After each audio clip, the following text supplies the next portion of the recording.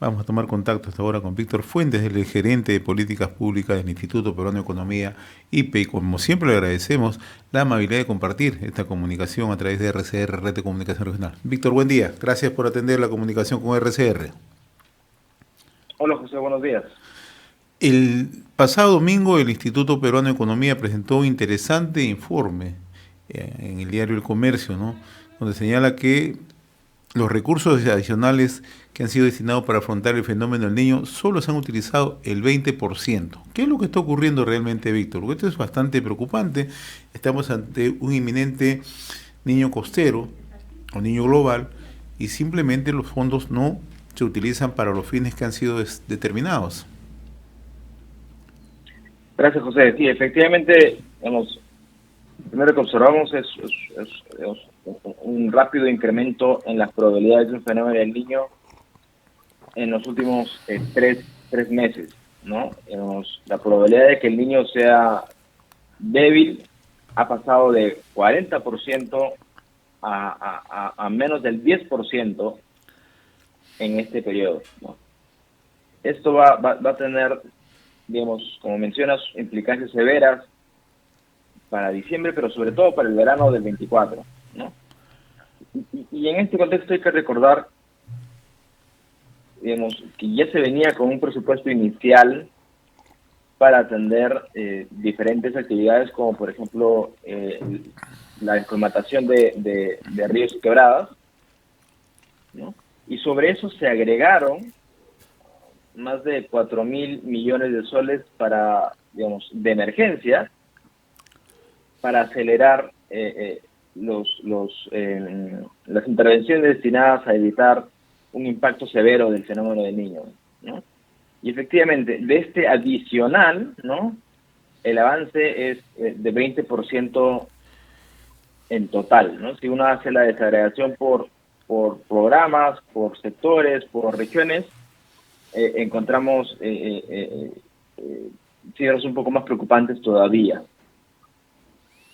Sí, porque hay regiones en realidad donde no se ha utilizado casi nada, ¿no? En el caso de Lambayeque, la ANA, que de acuerdo al informe que ustedes citan, es la Autoridad Nacional del Agua, que maneja el 8% de los recursos en la región Lambayeque, solo presenta un avance del 1%. Y esto es bastante delicado. Lambayeque ha sido una de las zonas más afectadas a inicio del año por lluvias, por precipitaciones, huaicos, etcétera, y requieren de trabajos. Pero increíble que solamente la ANA haya presentado un avance del 1%. Sí, correcto. Los avances son bastante preocupantes, ¿no? Sobre todo en estas regiones del norte que cada vez que ha ocurrido un fenómeno de niño han sido severamente impactadas, ¿no? Las consecuencias que ello significa sobre las pérdidas de producción, las pérdidas de infraestructura pública y privada, ¿no? Y cómo eso finalmente termina complicando el desarrollo económico y social de esas poblaciones, ¿no? Un aspecto importante también a comentar, ¿no? Digamos, cómo nos venimos preparando de cara a cómo el fenómeno del niño también impacta sobre la provisión de agua potable, ¿no? Y al respecto se han destinado más de 300 millones tanto a tratar de beneficiar a la población urbana y rural, ¿no? A fin de que tengan una provisión, eh, digamos, lo menos afectada posible sobre la provisión de agua, ¿no? A 3 meses de la publicación de esta norma, sin embargo, el avance también es del 9%. Y no se ha gastado casi nada, Víctor. Esto es bastante, bastante delicado, ¿no? ¿Y a qué obedece todo esto, Víctor? Pues, en general, digamos, está bastante relacionado a una deficiente capacidad por una parte, de planificación y cómo se va a articular con lo que finalmente se va a gastar, ¿no? Y en otros aspectos también está vinculado, ¿no? Digamos, con las prioridades de gasto de varias autoridades, ¿no? Digamos, el principal problema no es de presupuesto, el presupuesto está. El principal problema tiene que ver con cuáles son las prioridades de gasto y cómo es que viene el ritmo de avance entre estas autoridades, ¿no? Sobre todo entre las municipalidades, el avance es bastante bajito.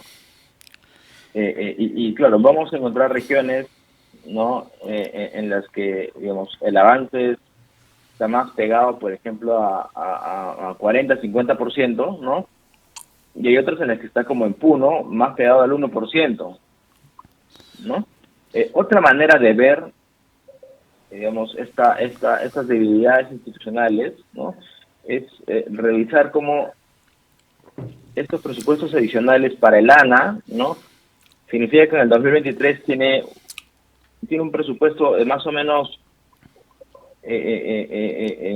4 veces lo que normalmente reciben, ¿no? Entonces esto significa que se le está dando un conjunto de recursos que antes no se han ejecutado, no se ha ejecutado a ese nivel en todo caso, y si consideramos que la cantidad de personal en el ANA no ha aumentado, sino que más bien viene con la tendencia decreciente, ¿no?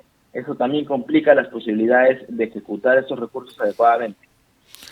Ahora, Víctor, ¿qué riesgo podemos enfrentar si no se ejecutan estos montos, considerando que estas obras van a permitir o permitirían minimizar el impacto sobre las regiones? ¿Cuáles son los riesgos que podemos tener, o sea, ya en los próximos meses, acá cerca? Por supuesto, digamos, gran parte del riesgo, digamos, del bajo nivel de atención de estos recursos va a estar vinculado, digamos, a tanto a una reducción en la producción agropecuaria, ¿no? Al cierre de carreteras, y cómo eso en conjunto puede terminar impactando sobre los precios de los hogares, ¿no? Ya hemos visto en el 2017, por ejemplo, cómo la producción de agro de Piura cayó más de 20%, ¿no? Si nos remontamos también al fenómeno del niño de 2017, hemos visto cómo la inflación de alimentos en particular, ¿no? Se despega un poco de la inflación total y eso le termina pasando factura sobre todo a los hogares más vulnerables, ¿no? La pregunta es, dado que es sumamente probable que haya un fenómeno del niño moderado o fuerte, ¿qué tanto va a durar y qué tanto va a terminar impactando en producción y precios, ¿no? Por ahora no tenemos mucha información, hay mucha incertidumbre, pero si otra vez miramos de reojo lo que pasó en el 2017, ¿no? Digamos, los impactos van a estar más concentrados en la zona norte por exceso de lluvias y en la Sierra Central y Fina Sur por déficit de lluvias, ¿no? Claro. Ya hoy Puno viene enfrentando una severa escasez de lluvias que ha estado afectando a la producción agropecuaria, y lo que pueda pasar hacia diciembre y el verano podría solamente agravar la situación.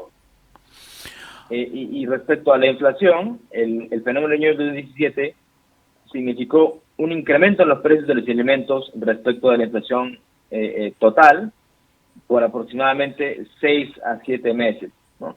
Es un shock temporal, efectivamente, pero digamos, el periodo de duración que tiene no es menor y termina afectando a los más pobres. Por eso es sumamente importante, por una parte, trabajar en los trabajos de prevención para que, digamos, el costo no sea tan grande, pero por otra parte, seguir impulsando el crecimiento económico para que los ingresos también tengan ese impulso y puedan cubrir los mayores costos. Ahora, Víctor, aprovecho esta conversación para preguntarte un tema que está relacionado ya a la situación económica directa, ¿no? Hace unos días ya el propio ministro Alex Contreras admitió que estamos en un proceso de recesión económica, ¿no? ¿Qué efectos puede tener estar en una situación de recesión económica para las proyecciones que se están trazando para el 2024?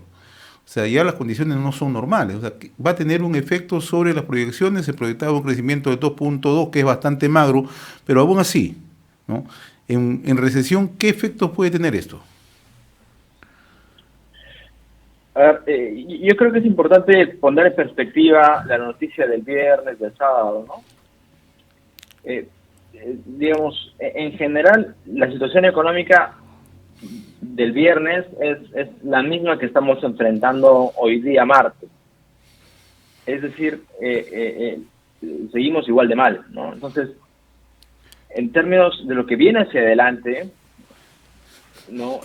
Sí, digamos, eso, digamos, un crecimiento económico negativo, y aún si no fuese negativo, un crecimiento positivo muy bajito es insuficiente para generar empleos de calidad, para mejorar salarios, para reducir la informalidad, ¿no?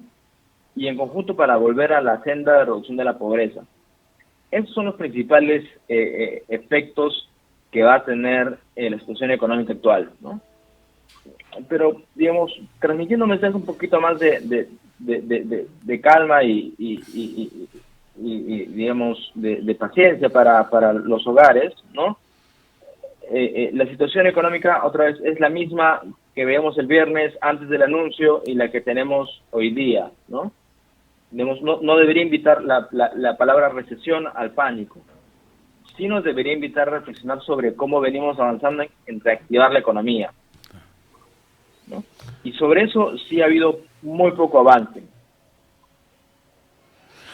Ahora, en medio de toda esta situación, el ministro insiste en que darle mayor fortaleza al gasto público, ¿no? Con el crédito suplementario de más de 5.000 millones que va a estar aprobando el Congreso de la República, ¿no? O sea, pero mirábamos hace unos instantes contigo, ¿no? Que los recursos que manejan los gobiernos nacionales o las regiones en realidad no son los más eficientes. Aún así, si quisieras de una u otra manera impulsar el gasto público, este no es el mejor, ¿no? Entonces, ¿por qué el gobierno? Completamente de acuerdo. Entonces, ¿qué medidas se tienen que tomar urgentes para reactivar la economía? La gente dice, ya está bien, que no existe el pánico respecto a, sobre todo, al nivel diario, al nivel cotidiano, el ama de casa, el trabajador. Pero en términos de economía macro, ¿qué es lo que se tendría que hacer? Correcto, José. Para nosotros es clarísimo que no hay manera de reactivar la economía sin volver a impulsar la inversión privada, ¿no? Si hay un factor que fue determinante para que durante los 20 años previos, ¿no?, el Perú liderara el crecimiento en América Latina, ¿no?, ha sido un fuerte impulso de la inversión privada. De a poco los hemos ido perdiendo desde el 2014, pero claramente en el 2022 y en el 2023 la inversión privada pasó a terreno negativo y ha dejado de ser ese motor de crecimiento. No hay manera sostenible de volver digamos, a generar el crecimiento económico al que estamos acostumbrados solamente con inversión pública, digamos, porque hay que recordar que por cada sola inversión pública hay 4 soles de inversión privada. Entonces, si bien, digamos, el impulso puede tener algún tipo de efecto, ¿no?, el efecto seguramente va a ser menor, ¿no? Ahora, por otra parte, no debemos perder de vista que ya se habían destinado recursos públicos a la reactivación económica vía Compunche Perú, en la ejecución viene al 50%, y se habían destinado recursos también a la atención del fenómeno del Niño. Y digamos, la ejecución, como veníamos discutiendo, está por debajo del 20%. Entonces, destinar más recursos no nos asegura que esta vez sí se vayan a ejecutar e impulsar la economía. Pero además un detalle, no escuchamos de boca del ministro ni del propio presidente del Consejo de Ministros que se están haciendo esfuerzos para lograr una ejecución más eficiente, que es uno de los grandes cuellos de botella que tenemos, no de ahora, sino de siempre, ¿no? Entonces, pero vemos que parece ser que solamente se destina montos, dinero, no se ejecutan y nuevamente se revierte la situación. Sí, correcto, volvemos al mismo problema, ¿no? Tenemos recursos, pero no sabemos ejecutarlos, ¿no? Entonces, digamos, el impulso que le pueda dar desde el sector público seguramente va a tener algún impacto, pero no va a ser lo suficientemente grande, ¿no? Recordemos que con una caída de 0.3% versus lo que se esperaba crecer a inicios del año, que era más pegado al 2%, el Perú ha dejado o va a dejar de producir cerca de 27.000 millones de soles, ¿no? Entonces eso difícilmente va a ser cubierto con un paquete fiscal, ¿no? Acá es sumamente clave volver a impulsar la inversión privada. ¿Cómo lo hacemos? Por ejemplo, teniendo un mensaje claro y contundente respecto a la puesta en marcha de grandes proyectos mineros, por ejemplo, de infraestructura, o los propios proyectos de inversión pública. Un proyecto grande de minería, ¿no?, puede impulsar no solamente, digamos, la construcción en el corto plazo, ¿no?, sino que además dinamiza otros sectores alrededor de la minería. Y eso genera confianza, ¿no? Otro espacio donde también se puede avanzar, ¿no?, es empezar a retroceder en esos en esas medidas negativas, bastante más rígidas en términos laborales, que se dieron durante el gobierno del señor Castillo. Entonces, digamos, existen espacios para poder avanzar en el impulso de la inversión privada, pero requiere decisión política. Y finalmente, Víctor, seguramente tú eres una persona bien informada. Se habla que durante el gobierno de Pedro Castillo salieron del país alrededor de 20.000 millones de soles. ¿Esto es cierto? ¿Esto es, o sea, una fuga de capitales? Efectivamente ha habido una salida en el flujo de capitales, ¿no? En parte, digamos, tuvo que ver con, digamos, estas perspectivas menos optimistas sobre la economía peruana, pero en parte también tenía que ver con, digamos, el contexto más internacional, ¿no? La subida de tasas en los países más desarrollados, ¿no?, significa mejores niveles de retorno de inversión, ¿no?, en plazas relativamente seguras como Estados Unidos, ¿no?, Europa, ¿no?, y por lo tanto se hace más atractivo mover flujos de dinero de países emergentes como el Perú para otros países. Entonces, han habido una confluencia de ambos factores, tanto factores globales como claramente factores domésticos que no nos jugaron de manera positiva. Muy bien, mi estimado Víctor Fuentes, gerente de Políticas Públicas del Instituto Peruano de Economía. Como siempre, muy agradecido por esta comunicación con RCR. Ha sido un gusto conversar contigo, Víctor. Saludos a la distancia. Un abrazo, José. Saludos, abrazos. Conversábamos con Víctor Fuentes del Instituto Peruano de Economía, IPE.